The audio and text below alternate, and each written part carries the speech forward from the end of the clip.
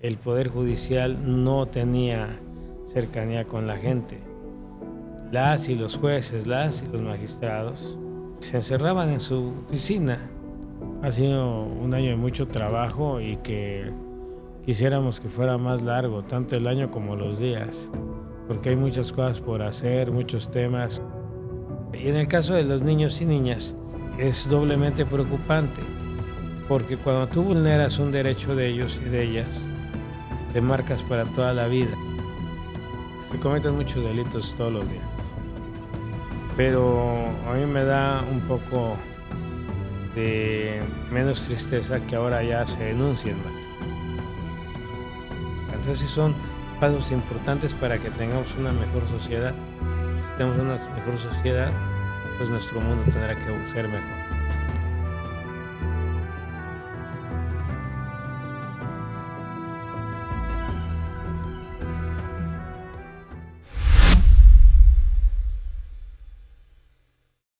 Bienvenidos a un nuevo programa de Conexión Chiapaneca, donde más que una conversación es una conexión chiapaneca. El día de hoy estoy muy contento de tener, es la primera vez que un titular de uno de los 3 poderes del gobierno de Chiapas llegan a este programa. Estoy muy contento de recibirlo, doctor Juan Carlos Moreno Guillén.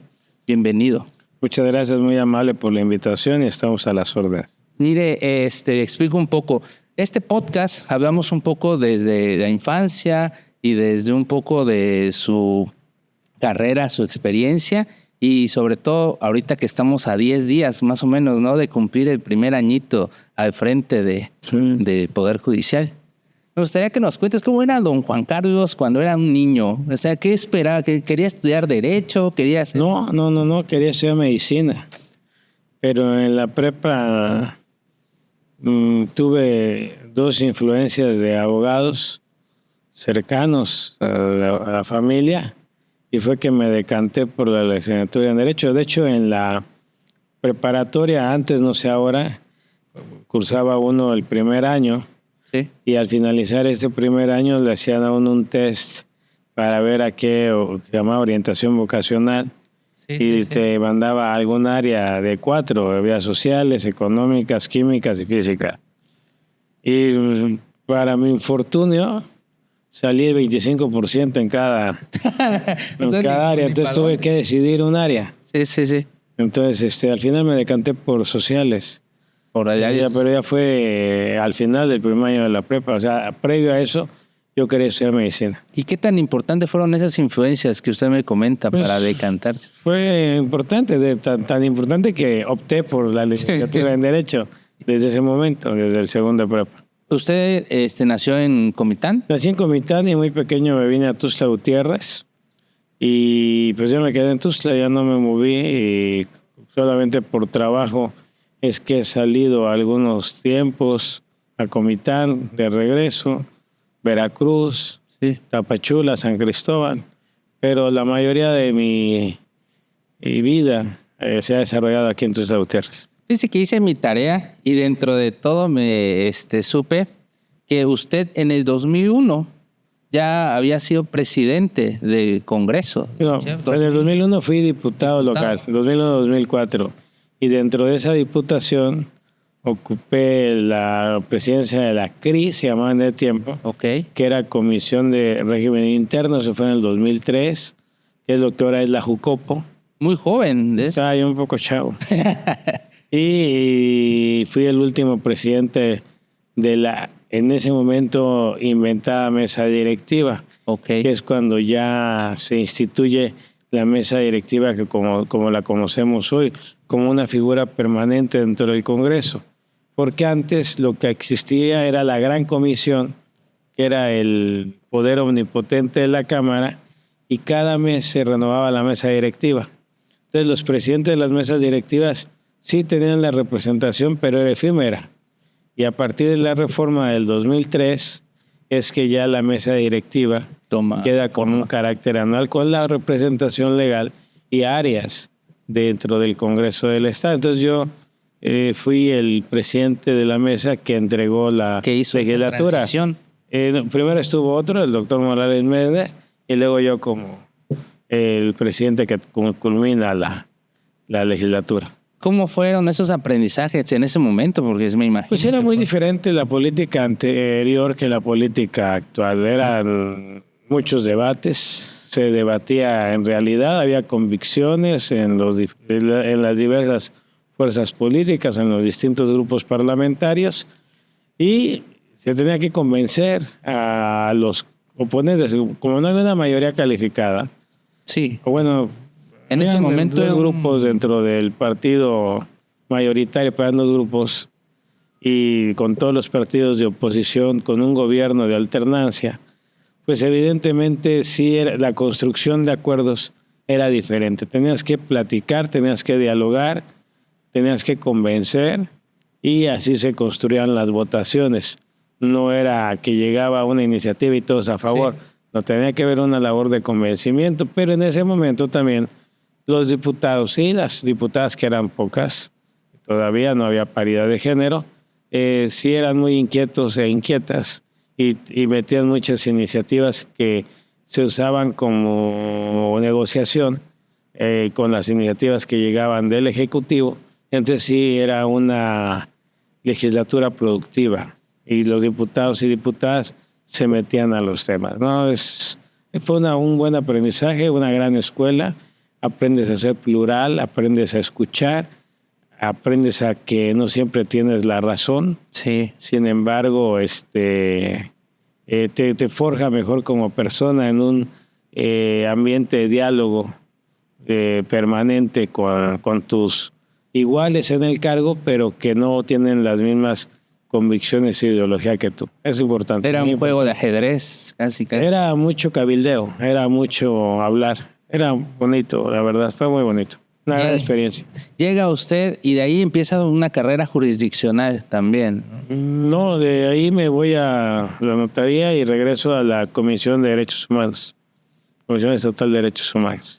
Usted, magistrado, ha estado ya dentro de la administración pública como diputado, también dentro de derechos humanos y todo. ¿Cómo ha sido este primer año? Ya estamos a 10 días escasos de... Pues lo primero es que no lo hemos sentido. Bueno, al menos yo no lo he sentido, y creo que mis colaboradoras y colaboradores tampoco. Ha sido muy intenso. Ha sido un año de mucho trabajo, y que quisiéramos que fuera más largo, tanto el año como los días, porque hay muchas cosas por hacer, muchos temas de gran envergadura, temas internos, temas de los trabajadores y las trabajadoras, temas de componer, temas de abandono que había en las instalaciones, temas de cambiar la mentalidad a ciertas áreas del tribunal en esta nueva era de humanismo. O sea, sí es complicado, son muchos temas, y no ajustan las horas del día que se puede trabajar, ¿no? Entonces, cuando tú estás en esta vorágine de hechos, pues se te va la vida y no te das cuenta. Y ahorita ya nos damos, estamos en la situación que ya pasó un año, y pues quisiéramos haber hecho más que de lo que hemos hecho. Y esa es la situación, ¿no? Enfocarnos en el siguiente año, ver una prioridad. Este año la prioridad fue la seguridad de Chiapas, número 1. Fue la situación de nuestros trabajadores, nuestras trabajadoras, compañeras y compañeros, que ya no deben estar tan abandonadas y abandonados. Fue el cambio de actitud hacia los justiciables y hacia los usuarios del Poder Judicial. Pero bueno, ya este año tendremos que continuar esto, pero hacia ver nuevos temas, ¿no? Tenemos que afianzar algunas cosas. Por ejemplo, ya tenemos un gran Secofam en Chiapas, sí, en Tuxtla, pero tenemos que replicar ese modelo en Tapachula, en Comitán y en San Cristóbal. Es algo muy importante para la sociedad y sobre todo para los niños y las niñas que tienen que convivir ahí con sus padres. La sala sepia para personas en condición de vulnerabilidad ya tenemos en Cintalapa, en Tapachula, esas ya existían. Ya abrimos Tuxtla y estamos por abrir San Cristóbal y Comitán, y con eso ya seremos un estado pionero en estas salas de escucha para infancia hacia adolescencia. Entonces, sí tenemos muchos temas que hablar. Tenemos que instaurar la justicia oral, civil y familiar. Estamos en eso. Tenemos hasta abril del año que viene. Y bueno, pero bueno, es parte del show. Tenemos que enfocarnos y seguir con nuestra rutina diaria. Nosotros, su servidor y mis colaboradores, y es una motivación para que magistradas, juezas y jueces tienen que atender a la ciudadanía, no pueden estar encerrados en la oficina. Entonces lo practicamos diario es mucha audiencia, diario es recibir a sectores, a liderazgos, a organizaciones, a colegios. Entonces sí, es bastante el trabajo que todavía nos queda por hacer, y este año tendremos que ya, después de que se rinde el informe anual al que tenemos obligación legal de hacer, pues ya enfocarnos a una planeación adecuada del 2026. Dice que dentro de los temas que me ha tocado ver, esta es la segunda entrevista que tengo de honor de estar aquí, algo que me ha quedado pensando y que reflexioné mucho desde ayer que estábamos viendo eso. Usted se preocupa mucho por la infancia y por la niñez, por la protección a las mujeres. ¿De dónde nace esa? Es una cuestión de convicción. Primero, por lo que vi en derechos humanos. Cuando eres ombudsperson, antes se llamaba ombudsman, no eres ombudsperson, ves la condición de vulnerabilidad de ciertos sectores. Las mujeres, los niños, niñas, los indígenas, las personas de la tercera edad, los adultos mayores, las personas con diversidad sexual, los discapacitados, es un sector sumamente vulnerable. Entonces entiendes que hay que voltear a verlos, que hay que hacerlos visibles, porque la mayoría de las personas no tenemos visibilidad sobre estos sectores, a menos que tengas alguna relación, que tengas un familiar, un hijo, una hija, o que lo vivas en carne propia. Sí. De otra manera, es muy difícil que una persona que no tiene una desventaja por sobre las demás se dé cuenta. Y en el caso de los niños y niñas, es doblemente preocupante, porque cuando tú vulneras un derecho de ellos y de ellas, le marcas para toda la vida. Cuando hay un abuso contra ellos, ya sea sexual, físico, psicológico, lo marcas de por vida. Entonces, puedes incidir de manera negativa en su desarrollo futuro y en su comportamiento para con la sociedad, para con la comunidad. Pero si tú desde niño logras su protección, ves su cuidado, y en todo caso, si ya le dañaron, procura en lo que está de tus manos y puedes hacer que ese daño sea lo mayormente mitigado posible, pues estás también ayudando a que en el futuro haya mejores ciudadanas y ciudadanos que pudieron no haber sido buenos ciudadanos. Y eso es nuestra motivación, que las niñas y los niños no sean precisamente revictimizados en los temas. Entonces, esa es una de las columnas vertebrales de nuestro humanismo, las niñas y adolescentes. Yo he visto eso, y eso se ve de la mano de Secofarm, que usted ha estado inaugurando, ¿no? En este. El Secofarm fue una preocupación. Las condiciones, si pueden ver el antes y el después, voy a pedir que lo suban a nuestras páginas. Pues no daban ni ganas si vienen los niños, las niñas, estar con sus padres no custodios, y evidentemente es una alegría, pero pues no había mucho que hacer.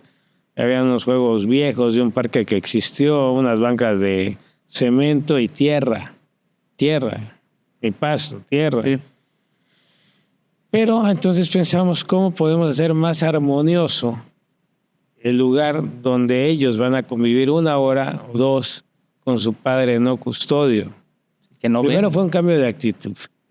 Había una costumbre rara, sin ninguna fundamentación, de que a los padres los cateaban antes de entrar frente a los niños, ¿no? Y luego que no les permitían siquiera ingresar un celular para que no se tomaran fotos.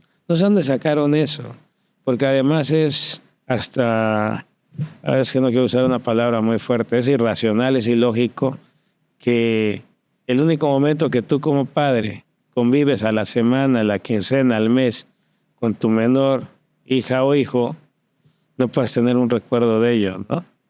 Entonces, primero fue el cambio de actitud de nuestra gente, de no pensar que eso es un reclusorio, o sea, que no tienen por qué catear a las personas, no tienen por qué prohibirles que se tomen una foto o un video, porque ese es el recuerdo que van a tener tanto el papá como el niño o niña en su futuro. Sí. Y bueno, ese fue el primer cambio, el cambio de actitud. Eso lo supimos por padres que se acercaban a decir, oiga, es que en el Secofam hacen esto y eso. Yo me puse a investigar por qué hacen eso y cuál es su fundamentación. No hay ninguna fundamentación. Y posterior, pues ver las condiciones de que estaba el Secofam, ¿no? Entonces, cuando yo tengo una hija pequeña y tengo 2 hijos grandes que fueron pequeños, pero pues aquí, ¿qué les gustaba hacer a mis hijos? Ir al parque, ir a la cadena alimenticia donde hay juegos. Sí. O sea, ¿qué hicimos? Bueno, creamos un lugar muy bien diseñado con lo que había de terreno y establecimos un área para niños pequeños y un área para niños más grandes, con materiales de primer nivel, una canchita de pasto sintético con comedores modernos y funcionales y unos juegos infantiles también de primer nivel para los niños más pequeños, para que el niño tenga un mejor recuerdo de su convivencia en el Secofam y que venga con ganas, ¿no? Es decir, a ese lugar sí me gusta ir, Sí, no está feo, voy a disfrutar. Tenemos hasta una fuente para que el ruido del agua al caer sea armonioso. O sea, cuidamos muchos detalles para efecto de que los niños y niñas se sientan lo mejor posible y eso contribuya a su formación personal y sobre todo psicológica en su desarrollo que tenga. Esto también va de la mano, lo que me dijo usted, de que escuchó a los padres que venían con estas inquietudes. ¿Cómo va de la mano esto o cómo nació acercando la justicia al pueblo? Bueno, esta es una cuestión fundamental. Durante muchos años así era, así estaba, así se estilaba. El Poder Judicial no tenía cercanía con la gente. Las y los jueces, las y los magistrados se encerraban en su oficina y había hasta una corriente que decía que el juez tenía que estar lo más apartado de la sociedad posible. Entonces, cuando el justiciable necesitaba acercarse, pues no había manera. Y esa cultura, por decirlo de alguna manera, permeó en todo el aparato judicial. Pero el derecho es dinámico, la sociedad es dinámica, la realidad es dinámica. Los cambios se van dando en la sociedad, se van reflejando en las leyes y en las instituciones. Por ende, cuando ocurre el año pasado, en septiembre del 24, la reforma judicial, Sí. se mandata en dicha reforma que el Poder Judicial va a una elección, va a elecciones, a votos. Sí, en la reforma. Pero entonces nos enfrentamos ante ante una disyuntiva. Vas a ir a votación, pero la gente en general no conoce para qué sirve el Poder Judicial. Confunde ahí lo que hace el tribunal, los tribunales diversos, con lo que hacen las fiscalías o las comisiones de búsqueda de personas. Ignoran cuál es nuestro papel.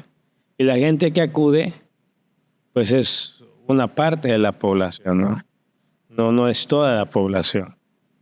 O pues está mal asesorada o no tiene también la conciencia exacta de lo que viene. Nadie viene a un tribunal por gusto.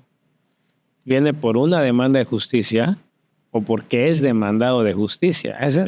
Nadie viene por gusto. Entonces, tenemos que hacer todo lo posible para que la sociedad tenga una mejor información de él, para qué sirven los jueces y las juezas, qué es lo que hacemos, de qué se trata el Poder Judicial, cómo el Poder Judicial es un baluarte para la paz en la sociedad, porque sin justicia no hay paz. Si no tiene justicia la familia, no hay paz en la familia. Si no tiene justicia la comunidad, no hay paz en la comunidad. Si no hay justicia en el Estado, no hay paz en el Estado. Esos son valores sine qua non. La justicia y la paz van completamente de la mano. Y pues tenemos que hacer todo lo que está en nuestras manos para que entonces la sociedad en su conjunto puedan saber qué hacemos, cómo lo hacemos, para qué servimos. Pero también es un cambio de actitud de jueces y magistrados, porque tenemos que estar más abiertos a la población, dar más información, conocernos, dar más la cara, ir a entrevistas, ir a foros, dictar conferencias y estar abiertos a la población que te llega a ver a la oficina. No puedes solamente cerrar la puerta y decir yo no existo fuera de acá, este es mi territorio, no me invadan. No, tenemos que ir más allá y este cambio de actitud nos va a beneficiar a la sociedad en su conjunto, porque ya para las futuras elecciones que hay, tanto federales como locales, de jueces y magistrados, porque eso siempre va a estar de carácter permanente, primero por los espacios y luego pues hay renuncias, hay incapacidades, hay fallecimientos o terminan el tiempo por el que fueron electos. Entonces, pues evidentemente la ciudadanía podrá, ahí sí la ciudadanía, porque son los que pueden votar, los mayores de 18 años, tendrán mejores elementos para poder decidir por quién votar, ya con conocimiento de personas y con conocimiento de funciones. Me ha tocado, la verdad, estuve en haciendo una pequeña cobertura desde medio de Parado Azul y se lleva de todo, hasta una que otra crítica y todo. Los servidores públicos estamos expuestos a las críticas y estamos expuestos a los reclamos, aunque nosotros no lo hayamos hecho, porque siempre va a haber alguien que se va a quejar de una injusticia, de una mala resolución, de una mala atención, aunque sea otra autoridad. Entonces yo creo que tenemos que estar conscientes de ello y pues ir a los lugares sabiendo que pues te pueden reclamar cosas. Hay que tener una respuesta para eso también. Decía un exgobernador de Chiapas, ¿no? Fue a una lucha libre hace muchos años, pues le empezaron a gritar cosas, ¿no? Cosas feas. Y no faltó el funcionario que decía, oiga, don fulanito de tal, allá le están diciendo esto. Digo, y contestó él, pues el que no quiera que le digan cosas, que no venga a la lucha libre. Pero así es la política. O sea, si estás metido en la política, tienes que saber que te van a decir cosas, algunas verdaderas, otras muchas falsas. Pero bueno, tendrás que saber sortear, saber contestar y pues dar la cara siempre, ¿no? Con transparencia y con trabajo. Todo lo demás cae. Hay grillas, hay inventos, pero pues tú tienes que tener un actuar vertical y trabajar siempre de frente.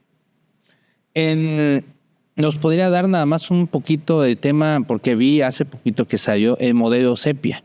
Me dio un comentario. Es la sala de escucha para infancias y adolescencia. Esta sala Sepia permite, todo esto es científico, el lugar está diseñado exclusivamente con una sala de espera, un ingreso que no tiene nada que ver con los juzgados, una mesa así redonda pero de cristal, donde personas capacitadas, pueden ser psicólogos o trabajadores sociales, entrevistan a los niños y a las niñas, adolescentes y a personas en condición de vulnerabilidad. Esta entrevista está siendo grabada, es una cámara Gesell, está el cristal de espejo que no permite que vea que atrás del espejo está un juez, está un ministerio público, están los abogados, ¿no? Y se lleva a cabo la entrevista. Esa entrevista se graba y es la única ocasión en que estas niñas, estos niños o personas en condición de vulnerabilidad van a comparecer. No se vuelve a revictimizar como en el modelo anterior, que iban a presentar la denuncia, que luego tenían que ratificar la denuncia, y luego los citaban para alegar, y tenían que también comparecer, o sea, una revictimización constante. Aquí solo es una vez, se da la información y por eso la mesa es de cristal, porque en el caso de estas personas, de las niñas, los niños y los que tienen alguna condición vulnerable, no solo se observa o no solo se escuchan las palabras, tiene mucho que ver el comportamiento neurolingüístico. Entonces, al ser de cristal la mesa redonda, porque la mesa redonda significa igualdad para cuestiones de mediación, de conciliación, pues las personas que conocen y que pueden emitir algún dictamen, alguna resolución, observa el comportamiento, si denota miedo, si denota ansiedad, si denota impaciencia. O sea, todo eso se observa, no solamente es lo verbal, también tiene que ver lo no verbal. Y al hacer esta grabación ya queda como única audiencia de ellos para todos los que sea proceso de que se lleve a cabo. O sea, esto implica pues que el niño, la niña o la persona que está en un estado vulnerable pues no sufra otra vez ese trauma. Exacto. ¿No? Esa es la función. Por eso nuestra importancia de tenerla en Tuxtla se acaba de inaugurar junto con el SECOFAM. Es la primera en Tuxtla y ahorita vamos a tener en San Cristóbal y en Comitán, o sea, las principales ciudades. Sí, sí. Y pues los distritos o juzgados cercanos podrán hacer uso de estas salas, no sé, tienen que llevar a cabo una audiencia de este tipo. Pues ahora sí que usted es un presidente de tribunal protector de los niños y de las mujeres, porque les soy honesto, yo no había escuchado que un presidente hubiera hecho tanto hincapié en la protección de las personas vulnerables. Mira, en el caso de las niñas y niños, se cometen muchos delitos todos los días. Pero a mí me da un poco de menos tristeza que ahora ya se denuncien más. Porque antes lo que hacían las familias era proteger al agresor y no proteger a la víctima. Era proteger al padrastro, al padre biológico, al abuelo, al tío, al compadre. Y el temor al qué dirán. Mientras el pobre niño, la pobre niña, quedaba frustrada y crecía así toda su vida con esas cosas. Ahora, con lo que ya se hizo, mandamos la iniciativa para que fueran imprescriptibles los delitos sexuales cometidos contra menores, así como el feminicidio, pues permite que incluso delitos del pasado se puedan juzgar. Y la gente que exige justicia, que pide justicia, pueda tenerla en algún momento de su vida y no se muera esperándola o con la decepción de no haberla tenido nunca. Entonces sí son pasos importantes para que tengamos una mejor sociedad. Si tenemos una mejor sociedad, pues nuestro mundo tendrá que ser mejor. De la mano de eso, en Hidalgo hace unos días inauguraron lo que es la Defensoría Pública Federal especializada en la defensa de los pueblos indígenas. Lo inauguró el ministro Hugo Aguilar. ¿Qué ejemplo podría darnos para Chiapas ese tipo de...? Tenemos los jueces de paz y conciliación indígena. Es una figura que existe en Chiapas. Estos jueces son muy importantes porque ellos dirimen casos no graves en los diversos municipios del estado, sobre todo usando la justicia alternativa, usando mucho la conciliación o la mediación. Y entonces esos temas dejan de escalar. Primero, respetas sus tradiciones, sus costumbres, y segundo, ya no escalan a cuestiones mayores porque se hace con base en lo que ellos han trabajado. No existe un concepto tal como justicia en nuestros pueblos originarios. Lo más parecido a la justicia que ellos tienen es ser tomados en cuenta, ser tratados de la misma manera. Ese es su concepto más cercano a la justicia, que quiere decir que los tomes en cuenta, que no los ignores, que sientas lo que ellos sienten para efecto de que las cosas se resuelvan de la mejor manera en su propio entorno. Lo que es esa atención y es lo que se procura con estos juzgados. Pues vamos a ir terminando para no quitarle más tiempo como nos platicó, ya va a ser un año. ¿cuáles son los principales retos y lo que usted planea para el 2026? El principal reto es la justicia oral, civil y familiar. Migrar del sistema tradicional al sistema oral. Y eso yo espero que, como sucede en el sistema penal, es más complejo, no es tan sencillo. La justicia oral y familiar es más amplia que la penal. Tenemos alrededor de 1.500 expedientes por juzgados que ingresan cada año. Entonces, un juzgado civil oral o civil familiar tiene muchas salas donde se desarrollan audiencias al mismo tiempo. Pero nos va a permitir que los juicios ya no sean tan tardados, porque en el sistema tradicional tampoco ayuda mucho que las partes impugnen, ya sea los incidentes, apelaciones, amparos, se hacen años de litigio. Y con el sistema oral esto se reduce grandemente. Ese es nuestro principal reto, que para el 2027 ya está instalado en Chiapas el sistema oral.